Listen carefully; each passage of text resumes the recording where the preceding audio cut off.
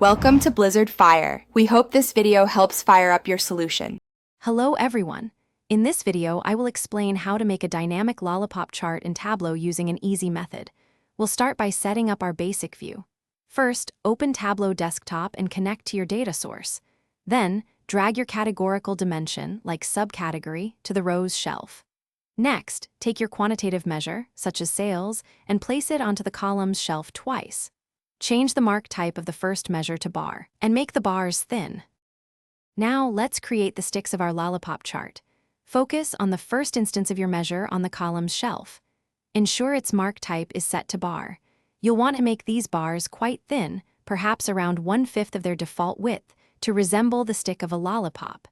You can also apply a color to these bars, perhaps a light gray, to differentiate them from the upcoming circles. This forms the base layer of our visualization. Next, we'll add the heads of our lollipops. Go to the second instance of your measure on the columns shelf. Change its mark type from automatic to circle.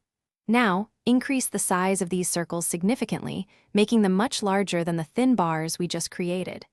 Choose a distinct, vibrant color for these circles, perhaps a bright blue or green, to make them stand out. This will create the visual effect of a lollipop with a clear head and a thin stick. To combine these two elements, right-click on the second measure on the columns shelf and select Dual Axis. This overlays the circles onto the bars. Immediately after, right-click on the newly created secondary axis on the right side of the chart and choose Synchronize Axis to align both scales perfectly. Finally, right-click the secondary axis again and uncheck Show Header for a cleaner look. Add labels and tooltips to provide more detail, completing your professional Lollipop chart. Thanks for watching. If you found this helpful, don't forget to like and subscribe.